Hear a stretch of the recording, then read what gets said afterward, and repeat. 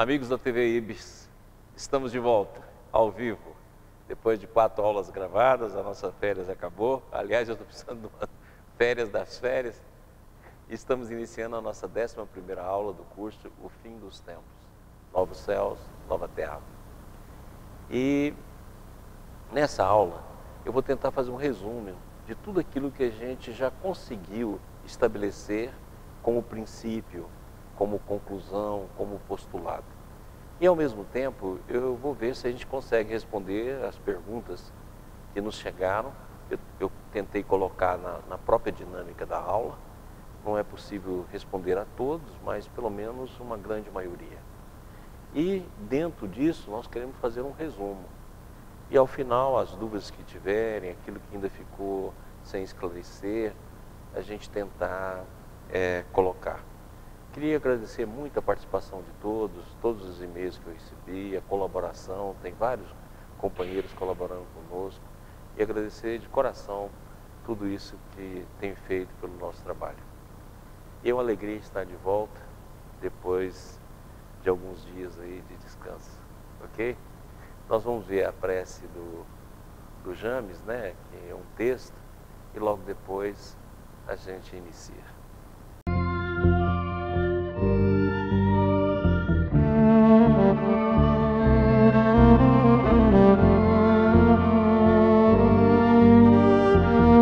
Dorme suas paixões animais. Não alimente ódio, nem inveja, nem ciúme, nem orgulho. Não se deixe dominar pelo egoísmo. Purifique-se, nutrindo bons sentimentos. Pratique o bem. Não ligue às coisas deste mundo importância que não merecem.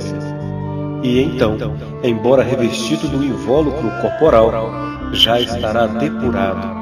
Já estará liberto do jugo da matéria, e, quando deixar esse invólucro, não mais lhe sofrerá influência.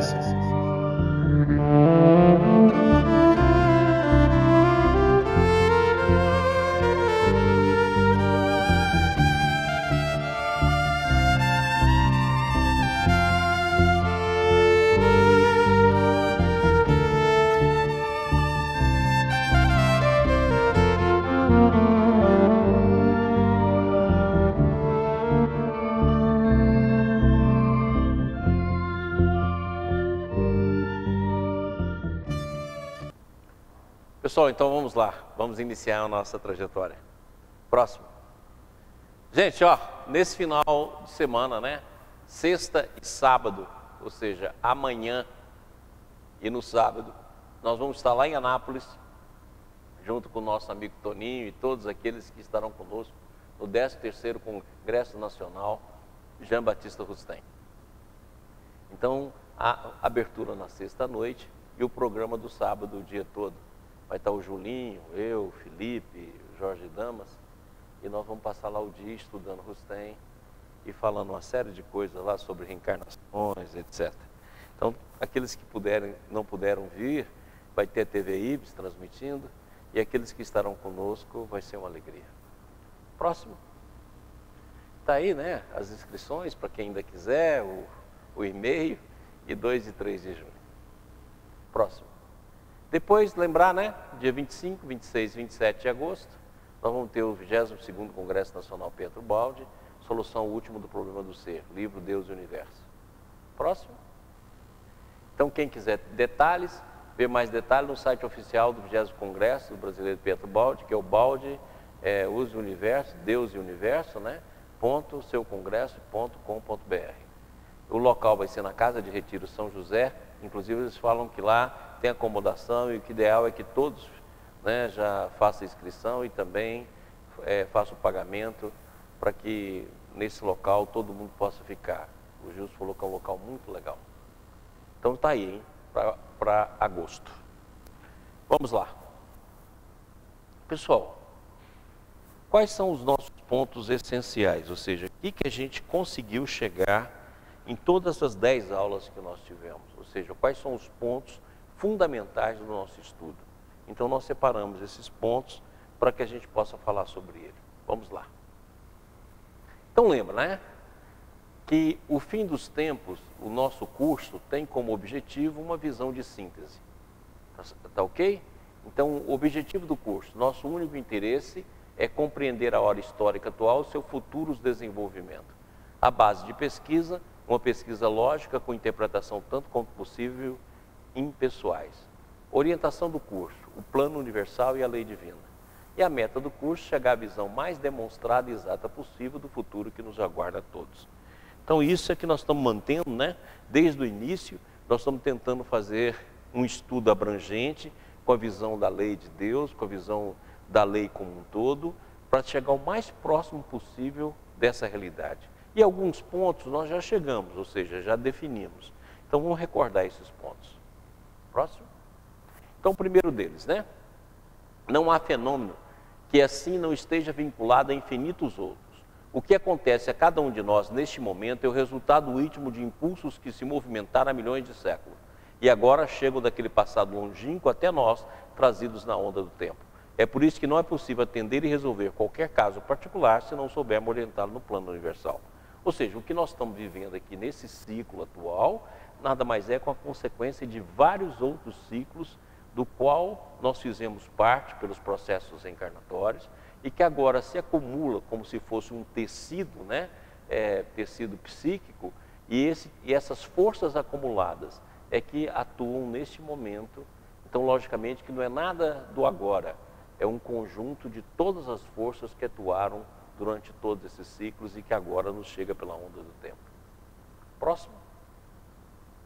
Então, nós vimos, deixamos bem claro, né, como é o plano universal, que nós temos dois mundos, o mundo do antissistema e o mundo do sistema.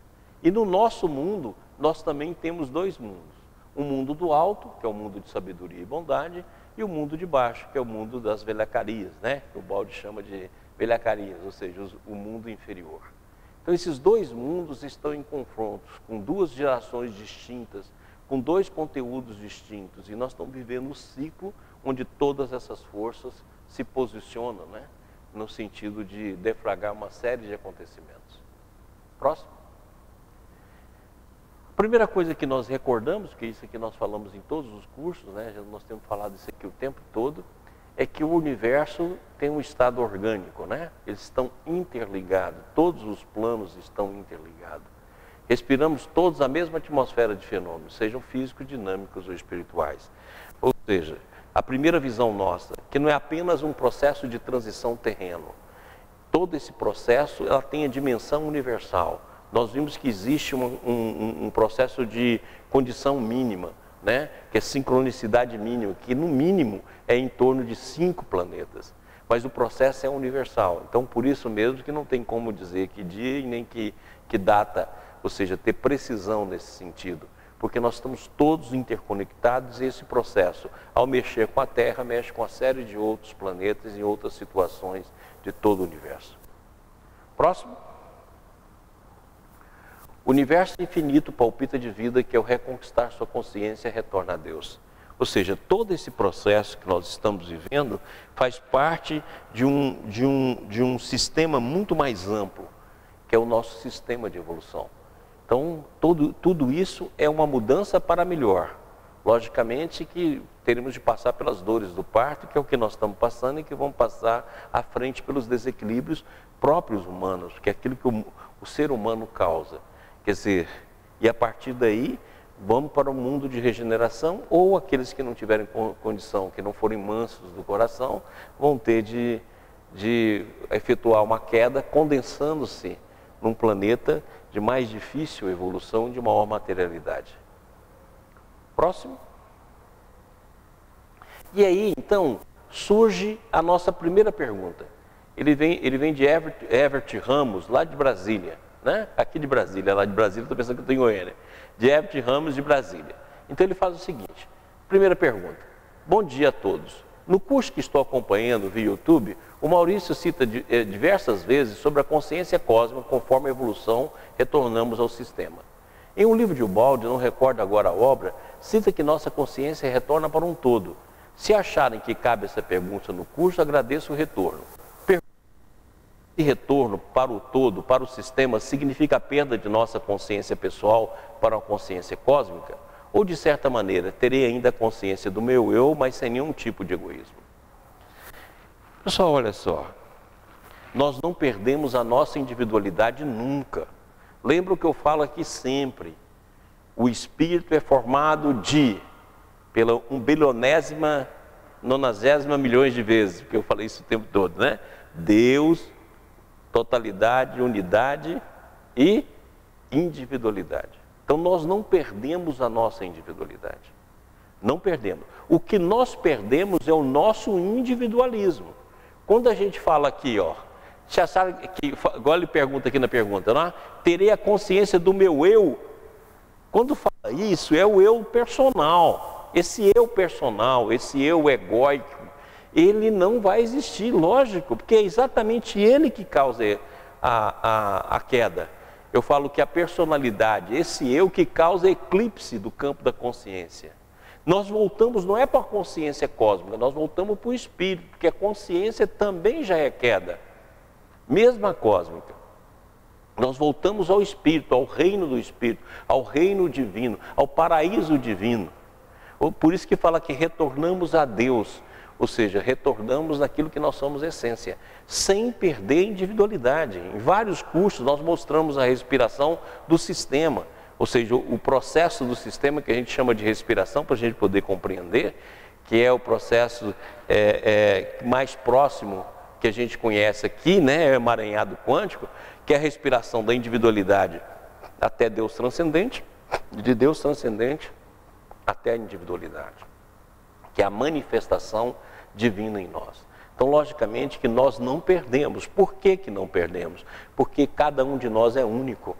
Lembra que quantas vezes eu usei a expressão unigênito, o único da sua espécie? Se nós somos único, a gente tem de entender que a individualidade, ela é infinita. Então é exatamente nessa infinitude da individualidade que nós vamos mergulhando na transcendência. E cada passo uma descoberta, que é exatamente aquilo que nós já explicamos aqui, um infinito dentro do outro infinito, que nós usamos aquela figura do atrator, como se fossem infinitos que englobam infinitos, que englobam infinitos. Porque a nossa individualidade é infinita, não tem fim, não acaba, não encerra. O que encerra é o nosso individualismo. E todas as formas inferiores, consciência, mente mecânica e, consequentemente, matéria e energia. Certinho? Deixou claro? Então a sua resposta aí, meu amigo. Próximo.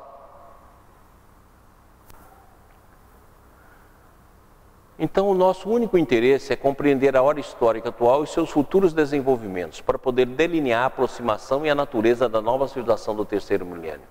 Procuraremos com esse meio coordenados para enfrentar o mistério, chegar a uma visão mais demonstrada e exata possível do futuro que aguarda a todos, usando o raciocínio, lógica do sistema, dentro da visão de busca do futuro e principalmente a inspiração no seu sentido de intuição. Próximo. Algumas conclusões e certezas relativas.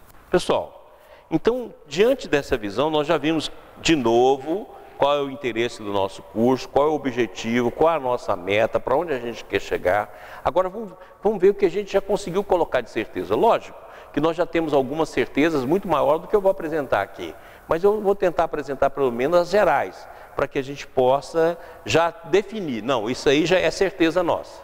Então vamos lá, para a primeira certeza. Primeira conclusão. Assim, neste duplo binário, caminha a história. Há o trabalho do homem necessário a ele para aprender e também o trabalho de Deus, que dirige a história.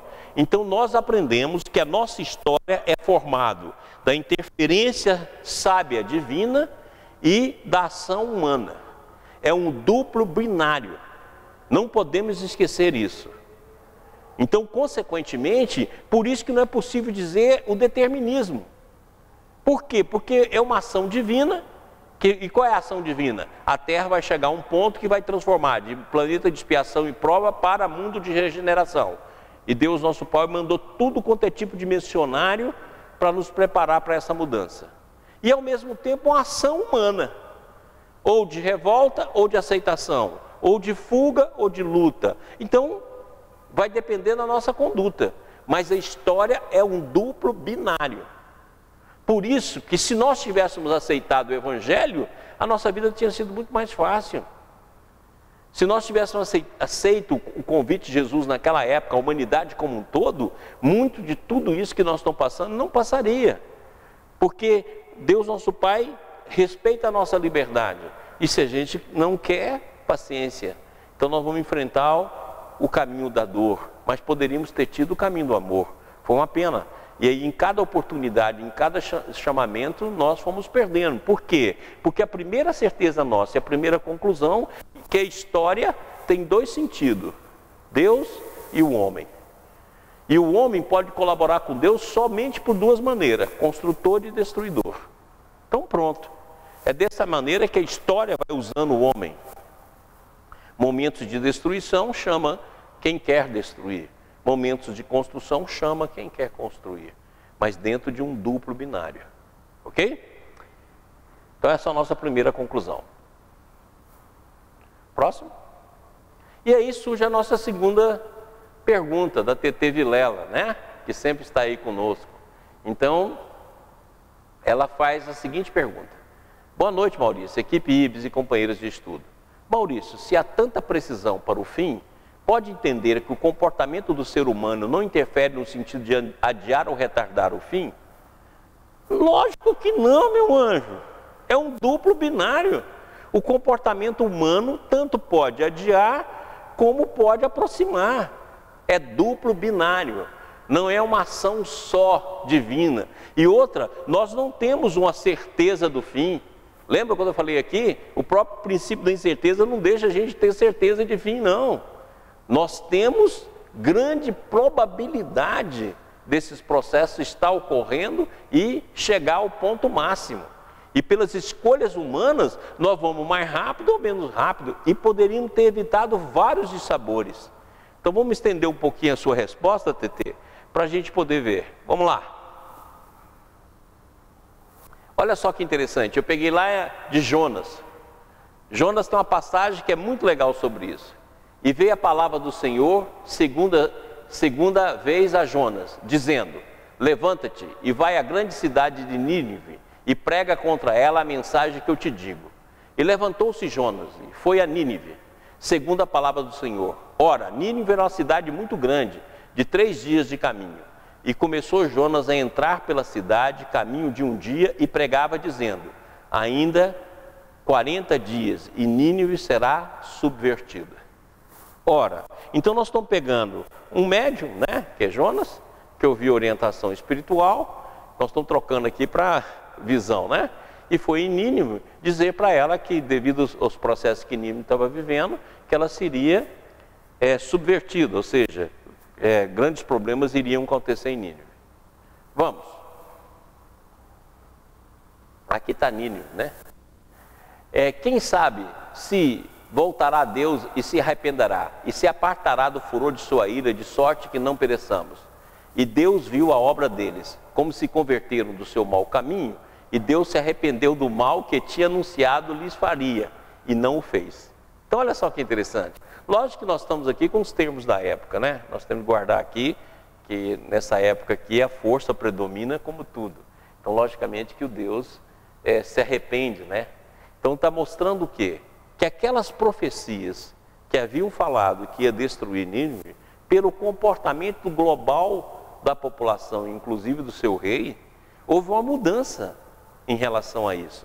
E é exatamente o que nós vimos aqui, ó. E quem sabe se voltará a Deus e se arrependerá e se apartará do furor de sua ira, de sorte que não pereçamos. E Deus viu as obras deles, como se converteram do seu mau caminho. E Deus se arrependeu do mal que tinha anunciado, lhes faria e não o fez.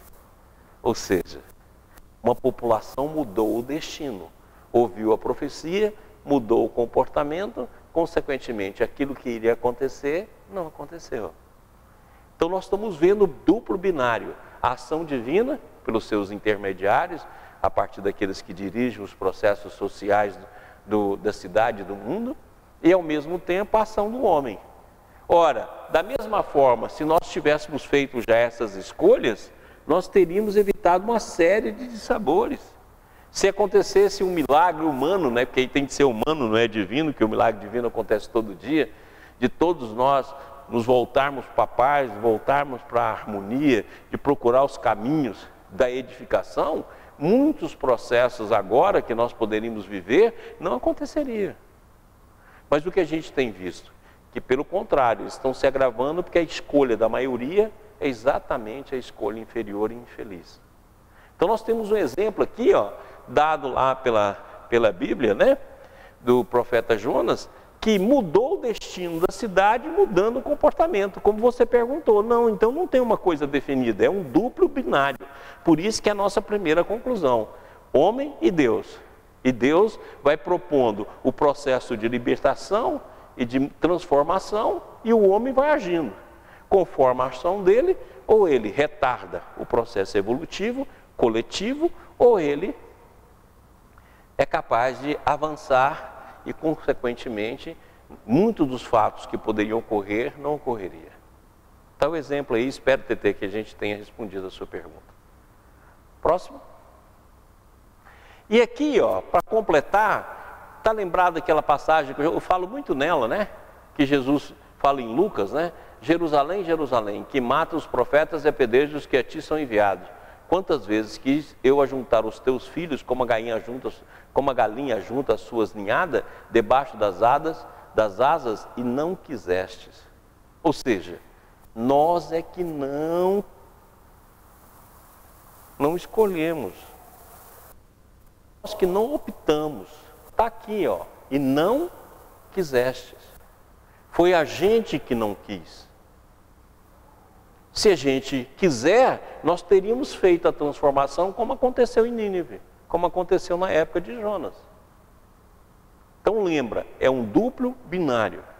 E nesse duplo binário tem a ação divina e a ação do homem. E conforme a ação do homem, os processos mudam, os sistemas mudam.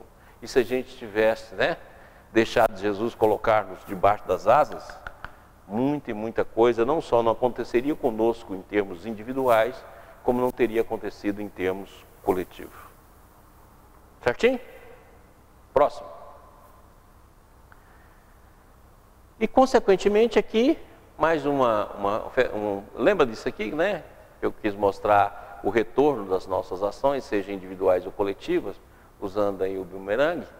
Mas tendes, ó homem, a liberdade de vossas ações, nunca de suas consequências. Sois senhores de semear alegria ou dor em vosso caminho, e não o sois de alterar a ordem da vida. Podeis abusar, porém, se abusarde, a dor reprimirá o abuso. De cada um de vossos males, foste vós mesmo quem semeaste as causas. Lembra? Então você vê como é que o homem influencia em todo esse processo. Então, é daí a razão, mais uma razão, que não é possível prever data e hora. Por quê? Porque também depende do comportamento humano.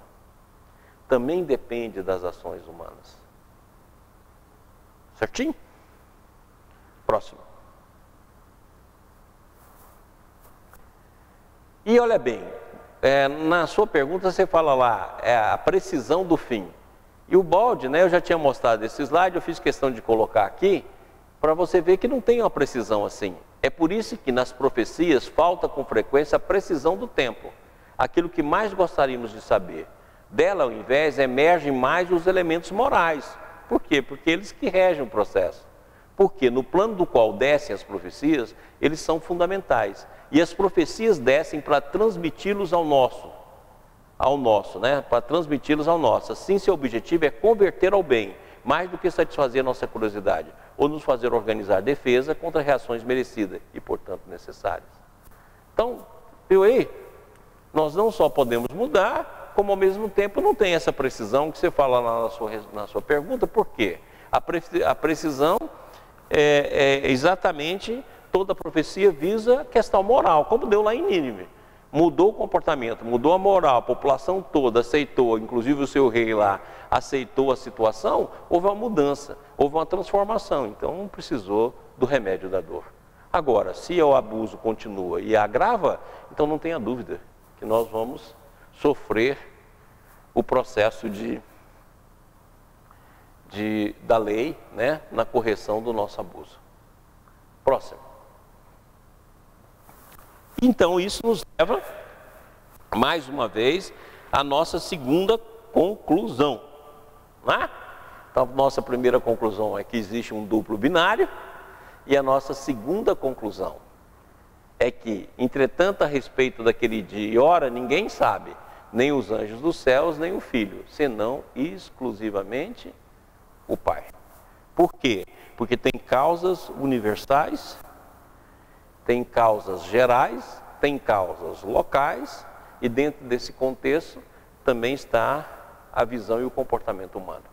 Então tem todo um processo envolvendo. Certinho? Próximo. Agora, como é que eu vou saber então, aquilo que nós falamos desde a nossa primeira aula, como é que eu vou saber se está na hora, se não está? Qual o parâmetro que eu tenho? O que eu posso olhar? E Jesus deixou isso bem claro, né? Reparem nas figueiras, ou em qualquer outra árvore. Quando rebentam as folhas, não é preciso que vos digam que o verão está perto. Igualmente, quando virem cumprir-se os acontecimentos de que vos falei, podem ter igual certeza de que o reino de Deus está próximo. Então, o que eu tenho de ver? Os acontecimentos que ele falou, né? E esses acontecimentos nós já vimos, são todos eles divididos em ciclos. Ciclos menores, ciclos médios e ciclos maiores. Nós estamos no momento do ciclo maior. Quem viu isso aqui no ciclo menor, houve a redenção espiritual deles naquela época. Quem viu no ciclo médio, também se redimiram. E quem está aqui agora, se quiser ver, tem de ver os sinais da mesma maneira que a gente olha uma plantação. Próximo. Então, aquilo que nós falamos. Nesse tempo não se trata de uma mudança parcial, de uma renovação limitada a um país ou a um povo, a uma raça. É um movimento universal que se opera no sentido do progresso moral. Então nós temos o ciclo menor, o ciclo maior e o ciclo que envolve todo o processo, ou o ciclo universal. Então nós temos o fim dos tempos locais, que envolve gerações. O fim dos tempos nacionais, que envolve povos e nações. E o fim dos tempos universais, que envolve a humanidade. Nós estamos aqui. Agora, a profecia traz ensinamentos para cada área dessa. E, logicamente, que o ensinamento é holográfico, porque serve aqui, serve aqui, serve aqui. Porque ele é cíclico, então ele também é holográfico. Então, nós vimos aqui que o fim do tempo local envolveu a geração dos apóstolos e discípulos. E nós corrigimos aqui, né? Que o nosso amigo lá mostrou que a gente estava errado. Simeão, Ana e João Batista, que seria mais ou menos as datas que a gente... João Batista não, João Evangelista. E depois nós temos aqui o antigo Egito e os sacerdotes, que é das nações, e agora nós estamos nesse ciclo. Então as profecias, quando elas são ditadas, ora estão falando para cá, ora para cá, ora para cá. Só que o ensinamento dela serve para cá, serve para cá e serve para cá. Vamos lá? Então, nós vimos, né? Por que o processo é universal? Porque no mínimo está envolvido aí, aqui no caso, 5 planetas, né? Que é Sírius, Capela, Terra, Planetão e o planeta de regeneração, ou seja, os espíritos que vão deixar o planeta de regeneração e vão nos ensinar a viver nesse processo. Mas tudo isso significa densificação, significa queda. Eu espero que na aula que eu falei sobre isso, tenha deixado bem claro que não é igualdade. Lembra daquilo que eu falei aí, eu vou repetir aqui agora mesmo. Não é igualdade, né? Não é sentido do um mundo de expiação aqui igualzinho um mundo de expiação lá. Não, isso aí nós falamos na aula. Espero que a gente tenha entendido. Mas nós vamos falar um pouquinho mais sobre aqui. Próximo. As coisas que brevemente devem acontecer. Então, vamos ver isso aqui em Apocalipse. Por quê? Por causa dos 3 ciclos. E nós já explicamos isso muito bem. Vamos lá?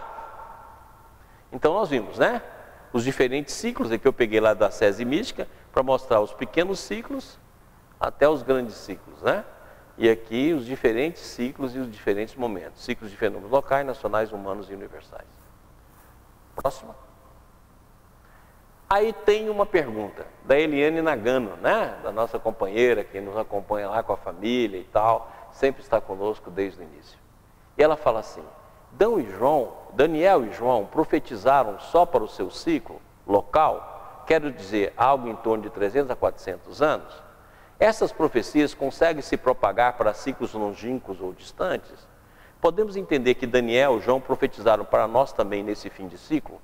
Obrigado, abraço, nossa família continua ligada no IBS. Oliane, um beijão para você, meu anjo, você e toda a sua família. Não tenha a menor dúvida, Eliane, que as profecias de Daniel e as profecias de João, volta lá não, mais um pouquinho, mais, aí, não, aí. Elas orientam aqui e orientam aqui. Tem algumas particularidades que é daquele momento, igual Jesus fala lá, está vendo esse tempo? Não ficará pedra sobre pedra. Ora, então aqui ele está falando de orientação para aquele momento, não vai ficar pedra sobre pedra. Mas olha só que interessante, quando João fala do Armagedon, ele fala que vai ser naquele local lá. E tem uma coisa interessante, né? Que sobrou um muro. Um muro, que é o Muro das Lamentações, é do templo. Será que esse muro não acaba de cair aqui, né? É interessante pensar nisso, né? Eu li o livro do Judeu, vou trazer muito ele aqui, que o livro é muito bom. E ele mostra isso. Então, olha bem, a orientação foi para lá. Mas o campo moral daquela orientação e a especificidade daquela orientação também pode ser transplantada para cá e pode ser transplantada para cá. Porque lembra, o principal objetivo é moral. Então, logicamente, que tem profecias específicas de Daniel, profecias específicas de João, profecias específicas de Nostradamus, etc., que é de vários outros profetas, né, que nós estamos esquecendo de falar de Isaías e tal, que são específicas para aquele momento, né? Mas dentro dela tem uma série de orientações para esse momento aqui. Então você pega lá Isaías, tinha um monte de profecia para a vinda do Cristo, mas ao mesmo tempo tinha uma série de profecias também falando sobre esse momento aqui. É por isso que ora a profecia está falando sobre o campo local, sobre o campo nacional e sobre o campo universal. Então a profecia está nesses três campos. Agora, como o campo moral é holográfico, ele serve para cá, para cá e para cá. Ok? Então, não é só para um ciclo, é como você falou no final da pergunta. É para todos os ciclos. Próximo. Pode ir? Está lá na pergunta de baixo. Pode ir? Aí.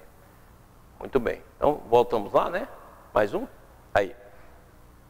É os ciclos. Então, a orientação serve para cá e para cá. Tem coisas específicas daqui, daqui e daqui. Beleza. Próximo. Muito bem. Então, nós já temos duas conclusões, né? Que todo movimento histórico é binário, homem e Deus. Nós não temos como falar a data precisa e o dia preciso, a hora precisa, não tem como, porque envolve um processo universal. E chegamos então na nossa terceira conclusão, que está aqui resumida das aulas anteriores. Eu vos digo em verdade que são chegados os tempos em que todas as coisas hão de ser restabelecidas no seu verdadeiro sentido, para dissipar as trevas, confundir os orgulhosos e glorificar os justos. Os tempos marcados por Deus são chegados, diz-nos de todos os lados, no quais grandes acontecimentos vão realizar-se para a regeneração da humanidade. Tal o período em que agora vão entrar, e que marcará uma das fases principais da humanidade. A fase que nesse momento se elabora é o complemento necessário do estado precedente. Com a idade viril é o complemento da juventude. Ela podia, pois, ser prevista e predita por antecipação, e é por isso que se diz que os tempos marcados por Deus são chegados. Então, nós não temos dúvida, né? Desde do século XIX, que os tempos são chegados. Então, chegou o tempo. Olha a diferença. Chegou o tempo. A pergunta é, chegou o momento? Não. Mas o tempo chegou. Então, isso é uma conclusão que nós temos. Ou seja, os tempos estão chegados, e isso os Espíritos anunciaram desde a abertura do Evangelho. Desde a abertura do Livro dos Espíritos. Ou seja, o tempo é chegado. Esse tempo, como é que ele se desenvolve? Quais são os períodos que já passou e quais os períodos que nós estamos? Então, agora que os tempos são chegados, isso não tem dúvida.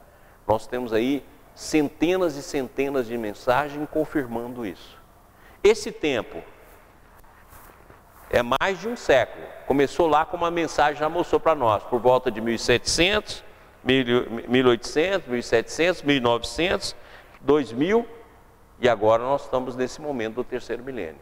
Então, não tem dúvida, o tempo é chegado, isso não tem dúvida.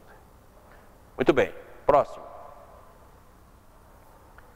E outra coisa que não tem dúvida, é no terceiro milênio. Ou seja, a transição da Terra de planeta de expiação e de prova para mundo de regeneração se dá no terceiro milênio. Lembrando aquilo que nós mostramos, né? Que está errado aqui até hoje. Olha, já consertamos aquele dia, mas isso aqui é outra cópia. Que vai de janeiro de 2001 até 31 de dezembro de 3000. Ora. Então, certezas que nós temos. A história é regida por um sistema binário. Segunda certeza, não tem como prever a data, o dia e a hora. Terceira questão, os tempos são chegados. E dentro dos tempos são chegados, é no terceiro milênio que se dá o processo de transição da Terra, de mundo de regeneração para mundo de expiação e prova para mundo de regeneração. Ou seja, isso aqui é a nossa convicção, ou seja, é no terceiro milênio. Agora a pergunta que a gente tem que saber, quando no terceiro milênio? E qual o momento que nós estamos vivendo? Mas é no terceiro milênio. Como o terceiro milênio vai de 2001 ao ano 3000, então é dentro desse prazo que se dará a transição da Terra para mundo de expiação e prova para mundo de regeneração. Isso é uma definição, é algo que a gente já está construindo como pilar do nosso estudo.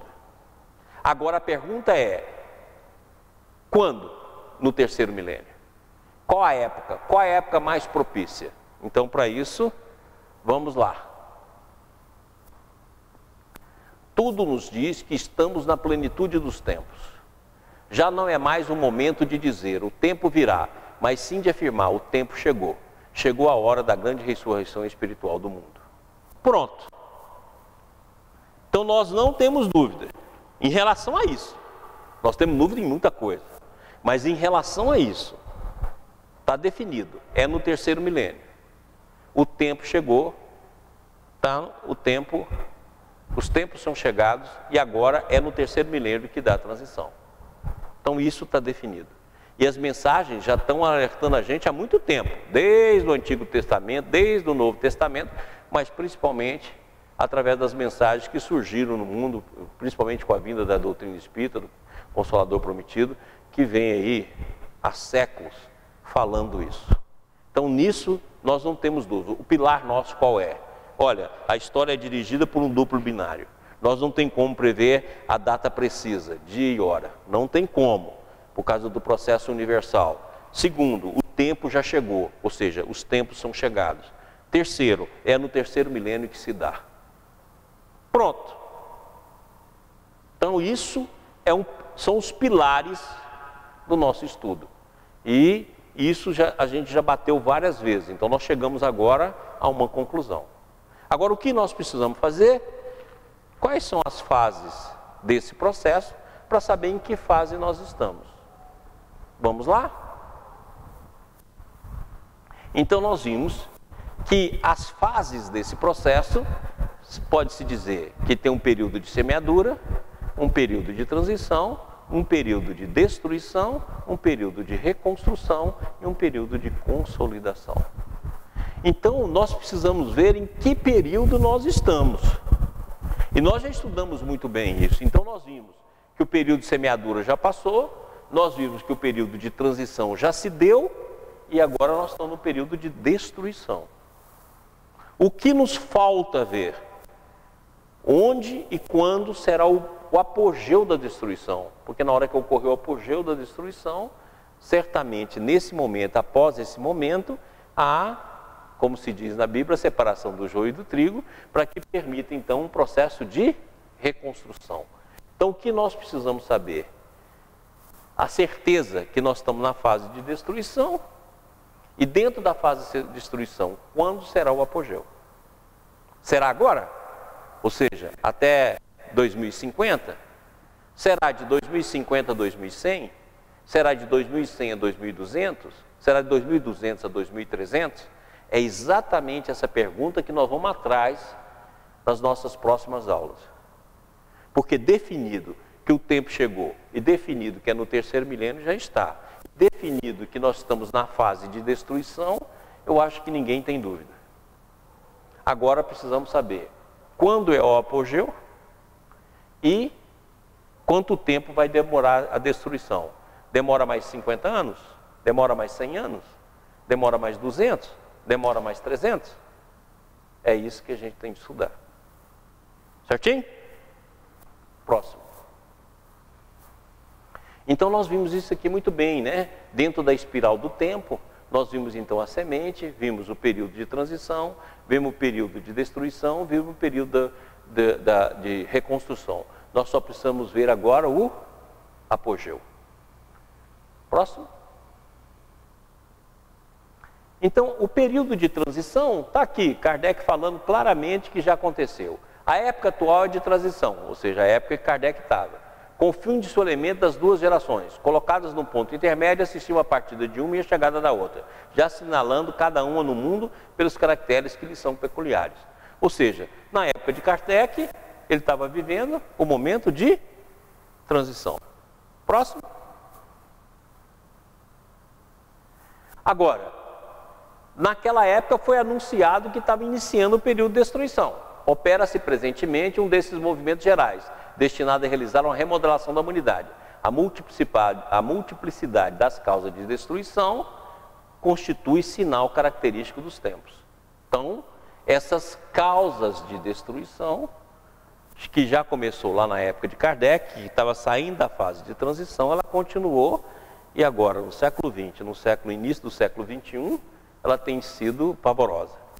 Visto que elas se apresentarão a eclosão de novos germes, são as folhas que caem no outono, e as quais sucedem outras folhas cheias de vida, porquanto a humanidade tem suas estações, como os indivíduos têm suas várias idades. As folhas mortas da humanidade caem batidas pelas rajadas e pelos golpes do vento, porém, para renascerem mais vivazes sob o mesmo sopro da vida, que não se extingue, mas se purifica. Ou seja, o processo não é de término, o processo não é de fim, o processo não é de destruição integral. É apenas um processo que vai facilitar o nascimento de uma nova civilização. Próximo. E aí, lembra dessa mensagem do Balde, né? Que ele fala o seguinte: crise a denominais e imaginais crise econômica. Eu, porém, vos digo que se trata de uma crise universal, crise de todos os vossos valores morais, de todas as vossas grandezas. É o desmoronar de todo o mundo milenário. Gente, é isso aqui que nós estamos vendo, principalmente os valores morais. Olha aí os valores morais que têm tanta importância. É isso que nós estamos vendo no nosso país, então, pelo amor de Deus. Né? Digo-vos que a crise se encontra sobretudo em vossas almas. Crise de fé, de orientação, de esperança. É vertiginoso momento das grandes mutações. Exatamente isso. Quem é que pode dizer como é que vive o mundo íntimo? Você pode olhar como é que nós estamos vivendo. Nós vivemos assim, né? Todos nós. E apesar de tanta orientação, a gente nem consegue concentrar. É assim que nós estamos vendo o mundo. É por isso que é um momento tão difícil. E é por isso que a indiferença está tão grande. Porque as pessoas não conseguem, se não tem o desenvolvimento espiritual, não consegue fazer com que consiga resistir aos processos de arrastamento vibratório. Então isso aqui é muito importante. Próximo. Quarta pergunta. É da Eleonora Diniz de Recife. Ela fala o seguinte: olá a todos, tem uma pergunta. Há algum tempo atrás tinha duas. Conhecereis a verdade vos libertará. Essa eu já encontrei a resposta, ok. A segunda, que ainda busco, a resposta é: no final dos tempos os homens se tornarão amantes de si próprios. Pode me esclarecer? Lógico, Eleonora, podemos sim. Então, o que ele está perguntando? Que no final dos tempos os homens se tornarão amantes de si próprio. Lógico, né? Isso aí é de Paulo de Tarso, que o homem vai apresentar amor a si próprio. Por quê? Para destruir tem que ser egóico. Né? Porque quem não se deixa arrastar pelas forças do egoísmo, vai colaborar, vai complementar. Agora quem se deixa arrastar, vai destruir. Então é lógico que para a destruição nós precisamos de homens que amam a si mesmo. Ou seja, que são egolatras. egóico, narcisistas, né? Ou seja, homens que estão amarrados porque a única visão que tem é a visão de si mesmo. Então vamos ver essa passagem? Está lá em 2 Timóteo. Olha o que fala lá. Sabe, porém, isto, que nos últimos dias sobreviverão tempos trabalhosos, porque haverá homem amante de si mesmo, avarentos, presunçosos, soberbos, blasfemo, desobediente a pai e mãe, ingrato, profano, sem afeto natural, irreconciliável, caluniadores, incontinentes, cruéis, sem amor para os bons, traidores, obstinados, orgulhosos, mais amigos dos deleites do que amigos de Deus, tendo aparência de piedade, mas negando a eficácia dela. Deste, afasta-te, sabendo de que os tem aprendido. Lembra que essa foto que eu usei já, essa figura nós usamos lá no nosso curso, quando nós falamos dos defeitos primordiais, né? Então, olha lá. Esse aqui que é os homens amantes de si mesmo.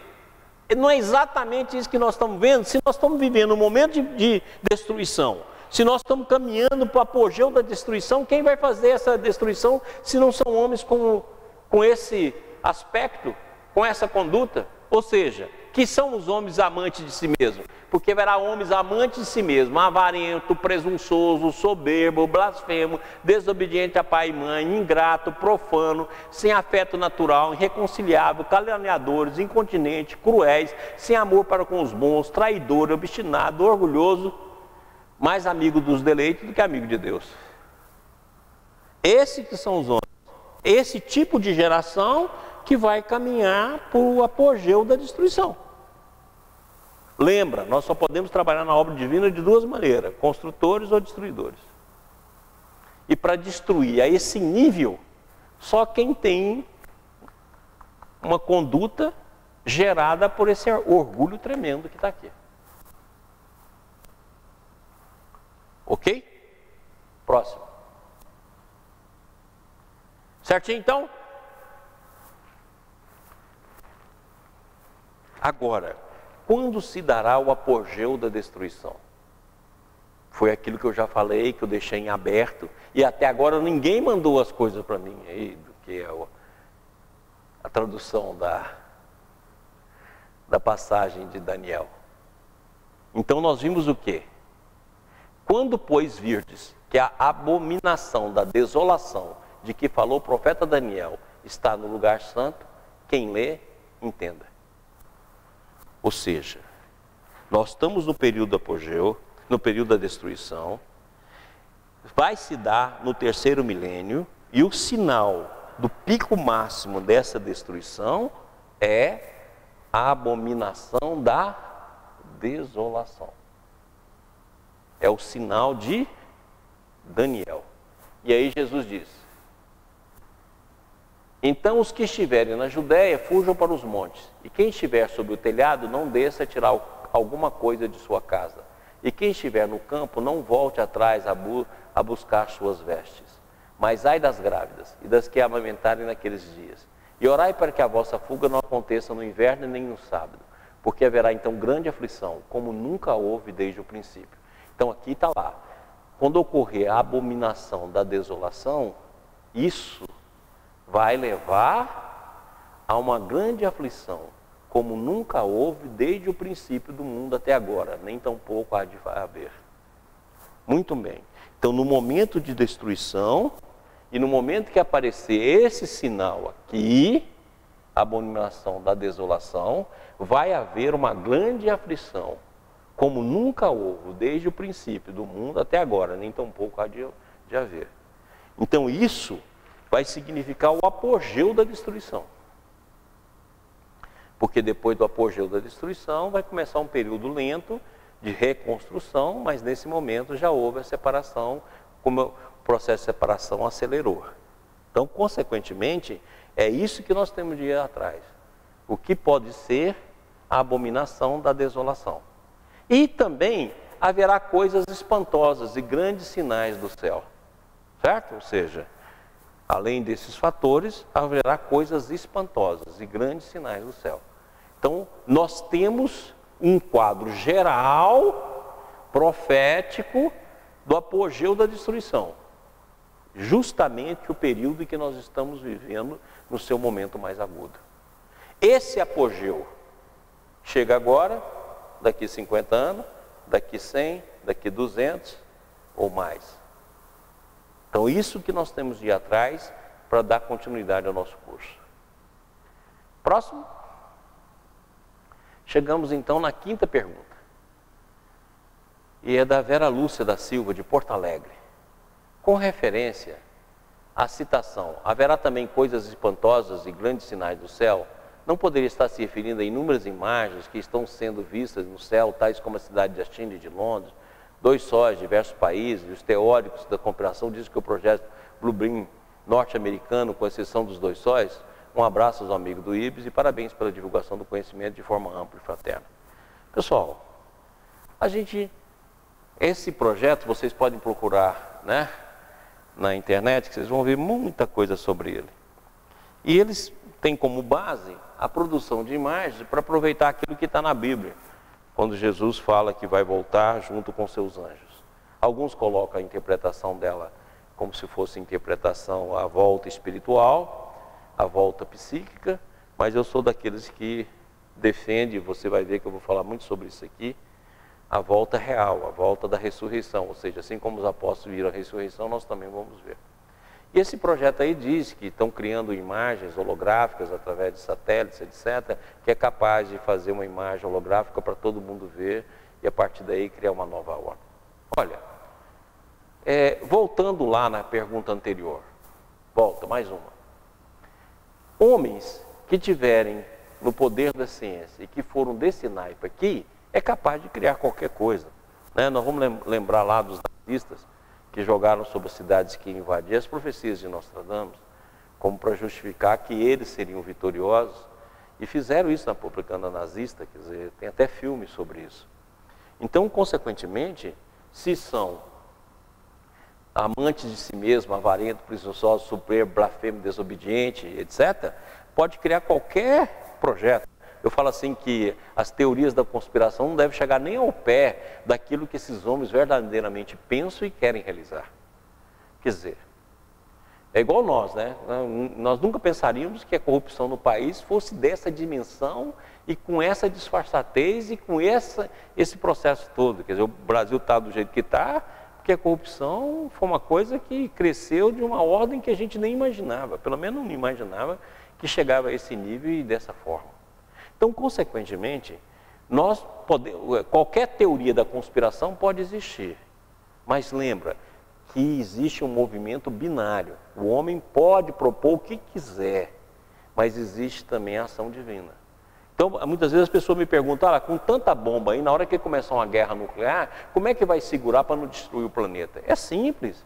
Não podemos esquecer que os movimentos da natureza, né, os movimentos que ocorrem na natureza são regidos pelas mentes espirituais. Então, o local que tem bomba, é só fazer um terremoto, vai tudo para debaixo da terra. No local que tem satélite, é só fazer uma radiação solar, queima tudo. Então você tem que entender que a espiritualidade tem uma série de mecanismos.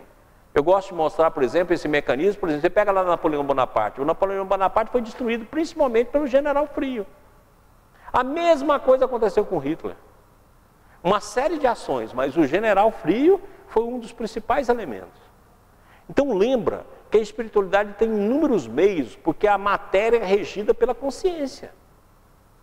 Ora, então a destruição vai chegar num nível que a gente jamais viu, mas não ao nível de acabar com o nosso planeta, não ao nível de acabar com a raça humana, não ao nível de destruir o que nós temos aqui.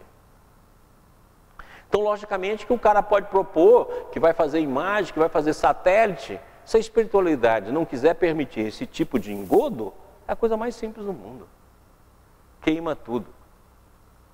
E nós vamos discutir, porque na verdade isso é as próprias trevas que vão colocando esses pensamentos, e nós vamos discutir essa segunda vinda do Cristo para que a gente possa ter uma ideia do que pode ocorrer. Mas qualquer teoria da conspiração, ela é diminuta diante dos desígnios divinos, e se a vida propor outro caminho, não há quem faça. Beleza? Próximo.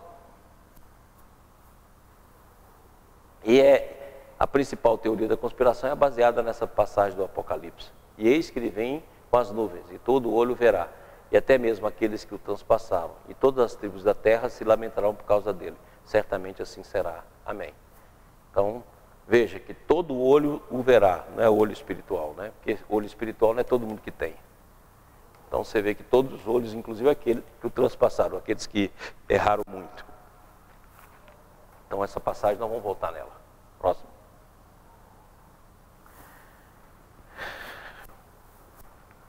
Pronto? Todo mundo aí está legal? A nossa aula de recordações e perguntas e conclusões. Vamos mais uma. Quinta conclusão. Quem pudesse acompanhar o mundo em suas diferentes fases, desde o instante em que se aglomeraram os primeiros átomos destinados a constituí-lo, vê-lo-ia a percorrer uma escala incessante, progressiva, mas de degrau imperceptível para cada geração, e oferecer aos seus habitantes uma morada cada vez mais agradável à medida que eles próprios avançam na senda do progresso. Então nós vimos o quê? Que todo esse processo que nós estamos passando, no final, nada mais é do que o amadurecimento da Terra para passar de expiação de prova para o mundo de regeneração. E nós vimos aqui, com as mensagens de Santo Agostinho, que o mundo vai pouco a pouco se transformando e subindo na escala dos mundos, né? No processo, a Terra já foi um mundo primitivo, já foi de expiação e prova e agora vai ser de regeneração. Então vamos. Então essa é a razão da transformação, né? E nós vimos aqui de mundos primitivos, que vai para mundo de expiação e prova, para mundo de regeneração, para mundo feliz, para mundo divino, mundo celeste, né? Que não apareceu no último slide aí da aula. E nós vimos também que existem os mundos materiais, os mundos fluídicos densos, os mundos sutis, os mundos conscienciais e os mundos universo sistêmico. Dentro desse processo, nós vamos evoluindo para voltar à casa do Pai, ou seja, para voltar ao sistema. Próximo. Aquela passagem que eu já mostrei isso aqui em inúmeros cursos, né? Temos assim no espaço incomensurável, mundos berço, mundo experiência, mundo universidade, mundo tempo, mundo oficina, mundo reformatório, mundos hospitais e mundos prisões. Nós somos um mundo prisão. Pronto?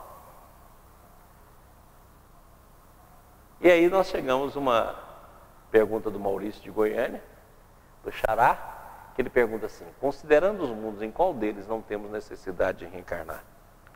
Olha, nós estamos num caminho, nós tivemos várias oportunidades, agora nós estamos no caminho da evolução entre dois mundos, ora no plano físico, ora no plano extrafísico. Logicamente que à medida que a gente vai evoluindo, as encarnações vão ficando cada vez mais sutil, mas ainda em encarnação. Então, somente quando a gente chegar nos mundos celestes, no momento que a gente chegar na antecâmara, é que nós deixamos de reencarnar. Logicamente que não vamos reencarnar em reencarnações grosseiras, igual nós temos aqui. Não, nós vamos cada vez mais sutilizando essas reencarnações. Mas ainda é um processo de encarnação, porque você está envolvido para a matéria. Mesmo que você tenha um perispírito altamente sutil, você ainda está envolvido pela matéria. Então, consequentemente, é um processo reencarnatório. Então, logicamente que para nós, que perdemos a oportunidade de permanecer no sistema, que perdemos a oportunidade de voltar a partir do mundo da consciência, que perdemos a oportunidade, no momento que caímos, de evoluir e evoluir em linha reta, e que agora evoluímos em dois mundos, que é a evolução em dois mundos, que é o que nós temos, ora no plano físico, ora no plano espiritual, passando pelos processos de reencarnação e de morte. Então, consequentemente, que para nós, agora o caminho é voltando sempre dentro do processo de corpo físico, corpo espiritual, corpo grosseiro, corpo sutil, mas dentro de um processo de reencarnação, provavelmente até nos mundos celestes, na antecâmara, né, do sistema, e quando voltarmos para o sistema, aí todo esse processo, consciência, mente, corpo, energia e matéria termina. Próximo. Então é isso aqui, né? Eu vou mostrar inclusive isso, quem for lá no Congresso USTEM, eu vou mostrar muito isso aqui, que eu vou falar sobre reencarnação e vou usar muito esse gráfico. Então a nossa oportunidade é ter permanecido no sistema. Não permanecemos, caímos. E nós tivemos uma queda muito, muito longa, né? E aí, agora nós estamos retornando. Nós poderíamos ter retornado pela linha reta que está aqui, que é o que Rustem explica, né? Evolução em linha reta moral. Mas alguns caíram, mas nós caímos para mundo de expiação e prova. E agora nós estamos evoluindo aqui, ó. Certo? Hora encarnado, hora desencarnado, hora encarnado, hora desencarnado, e vamos pegar, essa é a nossa via. Perdemos a chance de permanecer, perdemos a chance de permanecer nos campos mais elevados, perdemos a chance de evoluir em linha reta, perdemos a chance de ter pequenas quedas, mas sem consequências maiores, para permanecer em planos mais evoluídos, mas caímos em mundo de expiação e prova, e agora a nossa diretriz é essa daqui. Beleza? Próximo. 7ª pergunta. Então chegamos a essa pergunta aqui, que ela é muito interessante, né, por causa de uma passagem do Evangelho, dentro daquilo que nós já estudamos de Santo Agostinho. Boa noite, doutor Maurício e companheiros queridos do IBS. É da nossa Imaculada, lá de BH. Em uma das aulas anteriores desse ciclo em estudo, o senhor comentava sobre a passagem na Terra para o processo de regeneração, e que algum de nós poderíamos ir para o planetão. E este planetão é também um mundo de expiação e prova, da mesma classificação da Terra, mas em estado inicial. Ó, mesma classificação, mas não igual. Lembra que eu dei uma aula só sobre isso, não é igual. Ontem participava de um culto lar de uma família amiga, em que estudávamos o capítulo 3 do Evangelho segundo o Espiritismo, os itens 16 a 18, que fala dos mundos regeneradores. Depois de discorrer sobre ele, no item 18, Santo Agostinho diz: nele o homem é ainda falível, que não avançar é recuar, e o espírito pode cair em mundo de expiação para novas provas. Ficamos em dúvida no caso. O espírito não reencarnaria no mundo de regeneração, mas no início dele também? É claro que compatível, conforme disse na aula. Até parece que o espírito então retroage? Não, estou pensando pelo mesmo raciocínio. Muita paz a todos e muito grata pela paciência. Lógico, meu mozinho, se a vida é em espiral, lógico que nós retroagimos. Diz o livro dos Espíritos que o espírito não retroage na soma, não retroage a voltar a ser animal. Então isso a gente tem de acabar com isso, entender a mecânica disso. Inclusive lá no, quem quiser entender um pouquinho sobre isso, eu vou falar muito sobre isso lá no congresso, desse 3º congresso lá de Rustem.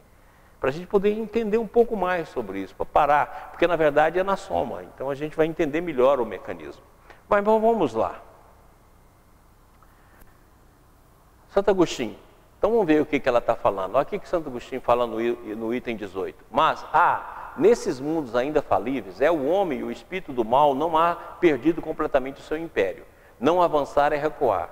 E se o homem não se houver firmado bastante na senda do bem, pode recair nos mundos de expiação, onde então novas e mais terríveis provas o aguardam. Olha aí a queda. Olha aí. Então a gente tem de entender que pode ocorrer a queda. Tanto é verdade que quando eu mostro aquele quadro dos planetas, eu mostro lá pessoal do regeneração vindo para a Terra, porque houve uma queda do mundo de regeneração para o mundo da Terra. Mas você ainda pode cometer erros que chegam ao ponto de ir para o mundo de expiação, como Santo Agostinho está falando. Ou seja, quando a gente está em evolução, a possibilidade da queda ainda existe. Desde que a gente dê ouvido aos conteúdos infelizes. Vamos.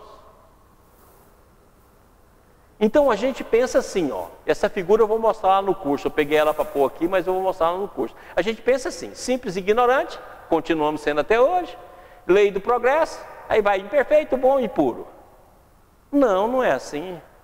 A marcha dos espíritos é progressiva, jamais retrógrada. Eles se elevam gradualmente na hierarquia e não descem categoria a que ascenderam. Em suas diferentes existências corporais podem descer como homens, não como espírito. Assim a alma de um potentado na terra pode mais tarde animar o mais humilde obreiro e vice-versa. Por isso que entre os homens as categorias estão frequentemente na razão inversa da elevação das qualidades morais. Herodes era rei de Jesus e Jesus carpinteiro. Então olha bem o que ele fala aqui, ó. Ó, descem de categoria a que ascenderam. Mas não significa, a essa ascensão se dá como o Balde explica. Sobe 3 degraus e desce 2, sobe 3 degraus e desce 2. Enquanto você não domina em 3 movimentos completos, você não permanece. Você ainda não faz parte daquela hierarquia. Então essa lei do progresso não é escada em linha reta. É uma escada que sobe e desce, sobe e desce. Você sobe 1, 2, 3, desce 2. 1, 2, 3, desce 2. 1, 2, 3, desce 2. Ou seja, em cada 5 movimentos você ganha 1.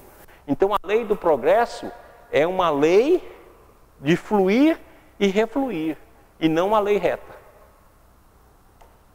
Próximo. E para que a gente não tenha dúvida, olha aqui que ele fala. Os espíritos de expiação, se nos podemos exprimir dessa forma, são exóticos na Terra. Já tiveram noutros mundos, de onde foram excluídos em consequência de sua obstinação no mal. Olha a queda. E por se haverem e constituírem em tais mundos causa de perturbação para os bons. Tiveram de ser degradados por algum tempo para os meios de espíritos mais atrasados, com a missão de fazer que esses últimos avancem, pois que levam consigo inteligência. Então, aqueles mesmos do regeneração que não passou para o mundo feliz, vai vir aqui para a Terra. Próximo. E para que a gente não tenha dúvida, continuemos. A Terra, consequentemente, oferece um dos tipos de mundo expiatório, cuja variedade é infinita. Isso aqui eu falei demais, ó, cuja variedade é infinita. Não tem só um tipo de mundo expiatório, não tem só um tipo de mundo de regeneração, não só tem um tipo de mundo feliz, mas relevando todos como caráter comum, o servirem de lugar de exílio para espírito rebelde ou lei de Deus. Espírito rebelde ou lei de Deus. Mas tem uma variedade imensa, assim como a rebeldia tem intensidades diversas. Próximo. Então, aquilo que eu falei, não confunda afinidade, semelhança e identidade com igualdade.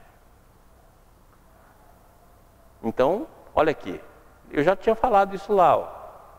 Vai vindo o planeta de regeneração, que nós não sabemos qual é, a gente nem fala nele, espíritos que vão vir para a Terra, e eles que vão nos ensinar a viver no mundo de regeneração, mas que não tiveram condições de ir para um mundo de regeneração mais elevado ou para um mundo feliz. Próximo. E para não ter dúvida, está aqui no livro Consolador. A Terra é um plano de vida e de evolução como outro qualquer. E nas esferas mais variadas, a alma pode cair em sua rota evolutiva. Então não tem dúvida. É o que Santo Agostinho falou, é o que o Baldi fala, é o que Rustem explica. E tem várias passagens, principalmente no Evangelho segundo o Espiritismo, de Emmanuel, André Luiz, em várias outras correntes de pensamento que falam a mesma coisa. Então nós podemos cair em qualquer parte da nossa rota evolutiva. Próximo. E André Luiz explica também em Nosso Lar. Considera as criaturas como itinerantes da vida. Alguns poucos seguem resolutos, visando os objetivos essenciais da jornada. São os espíritos nobilíssimos, que descobriram a essência divina em si mesmo, marchando para o alvo sublime sem vacilações. A maioria, no entanto, estaciona. Temos então a multidão de almas que demoram séculos e séculos recapitulando a experiência. Os primeiros seguem por linha reta, igual Rustem fala. Os segundos caminham descrevendo grandes curvas. Então tem aqueles que foram em linha reta e tem aqueles que fazem curvas menores e tem aqueles que fazem grande curva. Se você quiser ver uma pessoa que faz grande curva, dá uma olhada no espelho. Somos nós. Próximo. Certinho? Tranquilo? Então espero que tenha respondido. A evolução é numa espiral, subindo e descendo, e se a gente der ouvido aos nossos conteúdos ainda inferiores que nós não vencemos, a gente ainda pode cair. Aqui nós temos Arlete nos mandou. Boa tarde, meu nome é Arlete, sou de Franca e consegui ser meu através de uma amiga, Wanda. Ela me falou sobre o seu curso, um tema sobre o qual já há muito tempo tenho muito interesse e pesquiso bastante. Na sua sexta aula, fala sobre os sinais que aparecerão no céu, segundo Jesus, Mateus, capítulo 24, 29 e 30. Logo depois da tribulação daqueles dias, escurecerá o sol, a lua, não dará luz, as estrelas cairão do céu e potências do céu serão abaladas. Já faz tempo que cientistas, astrônomos e análise e outros têm apresentado preocupação sobre suas várias mudanças e transformação com relação à Terra e ao sistema solar. Nesse sentido, eu tenho pesquisado bastante sobre isso. Como estudei história, pesquisei sobre os sumérios, hebreus e egípcios. Existe semelhança nos relatos sobre os dilúvios e outros acontecimentos.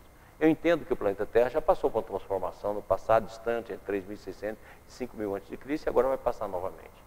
Existem grandes evidências que o enorme planeta, um anã marrom, faz parte do nosso sistema solar e este corpo celeste tem uma órbita elíptica, já causou e vai voltar a causar grandes mudanças no planeta Terra e também no nosso sistema solar.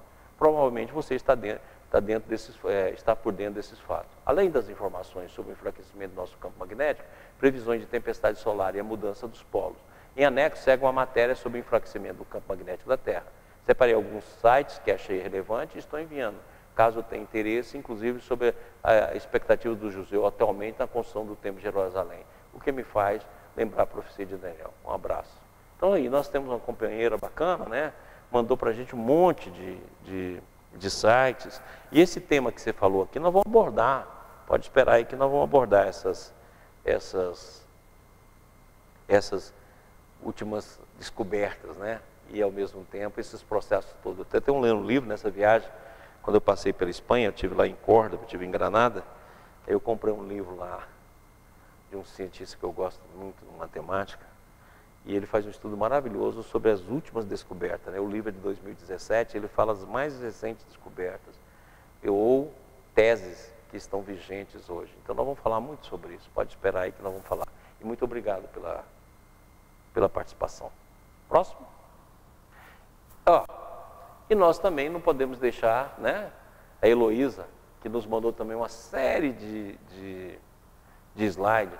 O Ivan Passim também, que é de São Paulo, que nos mandou várias mensagens de processos que ele vive, que ele está recebendo mediunicamente. São amigos muito queridos, né? O Marcelo também, que nos mandou uma pergunta que não dá para responder agora. E a Sheila também, lá do Sul, né, na Santa Catarina, mandou para mim uma pergunta que nas próximas aulas eu vou apresentar. Chegou logo depois que eu já tinha feito a aula, até mandei uma resposta para ela que eu ia responder, mas eu vou deixar para responder nas próximas aulas com uma pergunta interessante que está dentro da profecia do Apocalipse. Então, pessoal, eu quero agradecer todo mundo que mandou, que deu resposta, que mandou contribuições, que nos ajudou a fazer a nossa aula, e espero que a gente tenha feito um apanhado geral das nossas 10 primeiras aulas e que a gente tenha alguns pontos fundamentais que já vai se transformar em coluna mestra dos nossos raciocínios e do nosso campo de percepção. Certinho? Vamos dar 5 minutinhos para tomar um café e para o Estevam se preparar aqui e a gente volta. E se vocês tiverem algum comentário, alguma pergunta, a gente ainda responde para encerrar a aula. 5 minutinhos. Beleza. Pessoal, estamos voltando. O Estevam não vai vir para cá, que hoje a nossa equipe está reduzida. Ele vai ter de ficar lá dentro para poder comandar todas as coisas. Mas vamos ver. Estevam, alguma coisa, algum comentário, alguma pergunta? Boa noite a todos. Boa noite a todos os amigos da TV Ibis. Vou começar pelo e-mail. Então, temos hoje a participação do Antônio Alfredo. É a primeira participação que ele faz. Ele nos comentou o seguinte: abri a página da TV Ibis e fiquei admirado com tantas informações que precisava ler e ouvir. Obrigado. Então ele mandou só para agradecer a nós. Obrigado a você, meu amigo. Com relação àquilo que ele encontrou de material. O Alain Linhares mandou um estudo que foi da leitura que ele fez do Universo e Vida, que eu encaminhei para o seu e-mail, tá, para responder, que são vários questionamentos acerca do capítulo 9 do Universo e Vida. Beleza. A Laide Catarina também está participando aqui conosco, né? Deixando o seu abraço. E a outra pessoa que também nos saúda é a Eni Oliveira. Ela é lá de São Paulo. E ela nos traz a seguinte mensagem: abraço a todos vocês do IBS, gratidão, querido Crispim, e a toda a equipe, muita paz e luz. E partindo agora para o nosso grupo, né? O grupo... Obrigado aí, pessoal. Obrigado, beijo. Beijo. O grupo mais movimentado. Pediram até para te incluir, Maurício, no grupo. Imagina. Para você responder as perguntas online o dia todo dia. Eu não estou tendo tempo nem para pensar, gente. Não faz comigo, não. Vai. Vamos lá. O Júlio Reale, né, que nos mandou a pergunta aquele dia, está aqui conosco na participação. A Marina Cerqueira, a Patrícia, também aqui participando. O Paulo Pires. Foram discussões acaloradas aí durante o período da ausência. Muitas pessoas com suas dúvidas. Ótimo. Por agora eu vou só abrir aqui o chat do YouTube para ver se temos alguma pergunta, mas pode fazer suas considerações aí. Pessoal, olha, lembra que nós estamos estudando junto, né? Eu quero ver se a gente avança e aquilo que já for se transformando em coluna, que sejam as nossas colunas de raciocínio, né? Porque a gente precisa se apoiar para poder enxergar. E agora nós vamos partir para definir qual vai ser o momento, em que momento que nós estamos, que é a destruição, mas o apogeu. Quais são os sinais do apogeu? Então nós já temos alguns, vamos aprofundar essa pesquisa para descobrir os sinais do apogeu. Porque aí a gente pode notar por sinais a época que vai ser. E mais ou menos ver o tempo que isso poderá ocorrer. Se o processo de destruição já aconteceu na época de Kardec, depois de Kardec nós já temos um século e pouco, né? Então imagina, nós temos mais de um século e meio. Então, consequentemente, nós temos de já temos em torno de 100 e poucos anos de destruição, que nós estamos no processo de destruição. Tanto é verdade que no século XX ocorreu 2 guerras mundiais. Então, esse processo de destruição aguenta muito tempo, aguenta mais 100 anos, aguenta mais 200 anos. É isso que nós temos de discutir para a gente poder mais ou menos ver um período onde esse apogeu poderia se pronunciar e ver quais os sinais que a gente tem de observar que indicam o apogeu. Então esses serão os passos que nós vamos dar aí nas próximas 4 aulas e temos o segundo semestre inteirinho para aprofundar o nosso estudo de profecia. Certinho? E eu quero agradecer a todos que mandaram material para a gente montar essa aula, todos que estão participando, né? Nós estávamos fora, mas estávamos acompanhando, né? Onde a gente chegava, que tinha internet, a gente acompanhava a chegada dos e-mails, acompanhava aquilo que o Esteu, o Rodrigo, o Mauro, o James, o pessoal mandava para a gente, de maneira que, quando nós chegamos, deu tempo de preparar essa aula já com as perguntas e com a visão geral do nosso curso. Certinho? Maurício, oi. Vamos lá. Abrimos aqui o bate-papo nosso do canal, né? Do nosso canal no YouTube. A Josiane Boteon tá fazendo a sua participação, dando o seu boa noite. A Cássia Cardoso mandando um abraço. O próprio Alain, que a gente já falou. O Kilder Madureira. O nosso querido Rafael do Balde Pod, do canal Balde Brasil, participando aí, hoje ao vivo conosco. Rafael vai ter um encontro lá, eu não vou poder ir, tem justamente uma data que eu tenho um trabalho no Regeneração de Goiânia. A Roseli também mandando a sua participação, a Nuncieide, o Arthur Mendes, a TT Vilela, que você respondeu aí, agradecendo principalmente a sua resposta, ela viu aqui o seu esclarecimento. A nossa amiga Luana Campos, aqui do IB de Brasília, com a sua participação. O Arthur Mendes, a Cida Campos, lá, né, do seu. E o Hélio Mauro Gomes, ele mandou aqui o seguinte questionamento. Boa noite, Ibis. Gostaria de saber se o professor Maurício conhece o livro de Urântia e o que ele acha do livro e como descreve a constituição do universo a partir da trindade divina até os universos menores. Eu conheço o livro, sim, li o livro. Eu li o livro já há algum tempo. Eu acho um livro razoável, mas eu acho hoje em dia que com a linguagem da ciência e principalmente com as obras de Ubaldi, fica mais fácil a gente entender. Tem muitos dos conceitos que o Ubaldi fala, que eu falo aqui, que não só no livro da Urântia, mas em vários outros livros, né? Aquele livro dos milagres, nos livros da Blavatsky, nos livros do Lady Bitter, no livro da Anne Besant e de vários outros, tem tudo isso. Numa linguagem um pouco mais enigmática, uma linguagem do seu tempo, mas tem tudo isso. Eu acho um livro razoável, acho que tem alguns erros importantes em termos de alguns conceitos, assim, no meu entender, mas que também traz uma contribuição importante. Ok. Registrar a participação da Elizabeth Silveira, da Marta Maria, e a Kênia Queiroz envia o seguinte questionamento. Boa noite. E a evolução individual existe ou só evoluímos em conjunto? Dependemos sempre da coletividade para a evolução? Meu amorzinho, você lembra, não sei nem se ela está seguindo os outros cursos, né? Você lembra que eu fiz um quadro com a escada que está assim, evolução individual, evolução coletiva e evolução em Deus. A nossa evolução se dá em 3 grandes campos. É a evolução individual do ego ao verdadeiro eu, ao verdadeiro self. Evolução coletiva, de eu e o próximo, até a totalidade. E a evolução da negação de Deus até eu e o Pai somos um.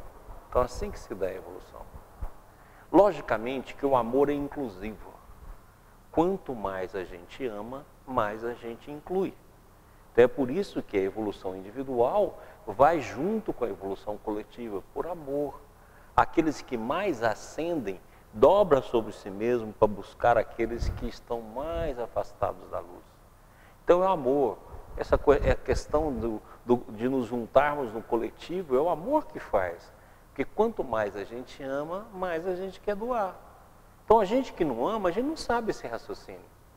A gente que não ama e tem um orgulho muito grande, a gente quer cuidar da gente e pronto. Podemos até ajudar o próximo com alguma generosidade, alguns escorregões no nosso orgulho, podemos ajudar os outros. Mas a gente pensa muito em nós. Agora, à medida que a gente ama, não. A busca do outro e o inserir no coletivo e transformar o coletivo é que faz toda a diferença. Então, é por isso. O coletivo, nós estamos ligados a ele pelo campo do amor. E o individual pelo campo do dever. E o Deus pelo campo da plenitude. Bom, continuando, a Eliane Nagano registrou aqui a participação dela, abraço, né? Eliana. Falando, Ibis sempre incrível, Maurício, aula muito bacana, agradecendo a aula. E a Silvane Dornelles, também na sua participação, nosso amigo Rubão, lá de Franca. Ó, Rubão! Falei com ele pelo WhatsApp esses dias. Abração, meu amigo. E a Sheila Falete, ela mandou uma pergunta aqui, que está dividida mais ou menos em 3 perguntas. Tá bom? Professor Maurício, Jesus cita Daniel dizendo que a abominação da desolação ocorrerá quando chegar no lugar santo. Primeira pergunta: o que é lugar santo? Poderia ser Jerusalém? Não sei. Próximo. O apogeu da destruição poderia ser a guerra que hoje já assistimos na Síria e tantos conflitos no Oriente Médio e em outras partes do mundo? Não sei. Próximo. Ou este lugar santo poderia ser o coração de cada um de nós totalmente desolado, devastado, diante de tantas atrocidades que vemos no mundo em todos os seus aspectos? Ou poderia ser as duas coisas? Não sei. O que mais? Fatos reais que farão nosso ser sentir a dor por termos abandonado o Pai? Meu anjo, eu não vou responder suas perguntas, porque é exatamente isso que eu quero que a gente busque em conjunto. Espera mais um pouquinho, depois eu vou voltar nas suas perguntas, até o final dessa primeira etapa, eu respondo. Não vou brincar com ela não. Mas eu queria muito que todos nós buscássemos as interpretações. O que é esse apogeu? O que é essa abominação? O que é esse lugar santo? Quer dizer, muitas teorias falam que o lugar santo é lá em Jerusalém. Olha, mas Israel é o mundo. Né? Quando Jesus fala de Israel, não está falando de Israel nação, está falando de Israel como povo. Né? Então a gente tem de entender isso. Tem de entender no sentido da humanidade. Então, tudo isso a gente vai ter de discutir. Então espera mais um pouquinho, que depois nós vamos pegar item por item e vamos discutir. Se a gente vai chegar numa conclusão, porque não significa também que a nossa conclusão vai ser tão forte como essas anteriores aí, não. Nós podemos deixar a coisa mais ou menos assim, com uma onda de probabilidade. Mas todas essas perguntas suas nós vamos discutir sim. Agora, a última questão que você fala, a nossa carência, conforme eu já mostrei nos cursos anteriores, é justamente a carência de Deus. Pronto? Ok. Pessoal, muito obrigado mesmo. Obrigado pelo carinho, estamos de volta, tivemos descanso, viajamos aí para Espanha, fomos em Córdoba, Granada, depois fomos para o leste europeu, foi muito legal. E aí, quando eu cheguei na Eslováquia, em Bratislava, tinha uma praça e estava um monte de molecada assim de 15 anos, 16 anos, 17 anos, eles estavam terminando o ano letivo lá, estava terminando uma etapa de estudo, e eles estavam fazendo uma festa enorme. E uma coisa que me impactou é que todos eles estavam tirando fotografia. E na hora que eu olhei o fundo do celular, né, as capinhas do celular, tinha 3 delas, de meninos assim de 15 anos, 16 anos, em homenagem aos Beatles. E, gente, que coisa interessante, né? Como é que pode uma geração dessa ainda estar curtindo os Beatles a nível de colocar na capinha? Então, para não falar que eu não falei de Beatles, né?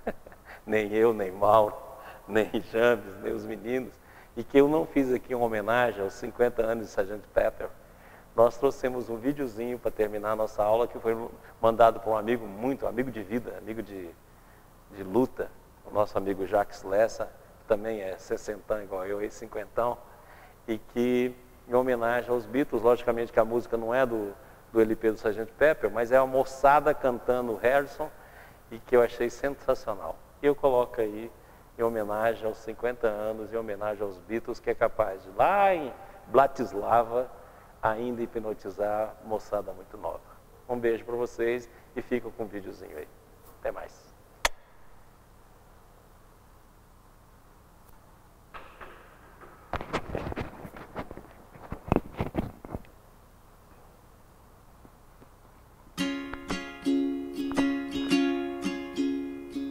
Something in the way she moves attracts me like no other lover. Something in the way she woos me. I don't wanna leave her now. Oh, you know I believe in how. La la la la. Somewhere in her smile she knows that I don't need no other lover. Something in her style that shows me I don't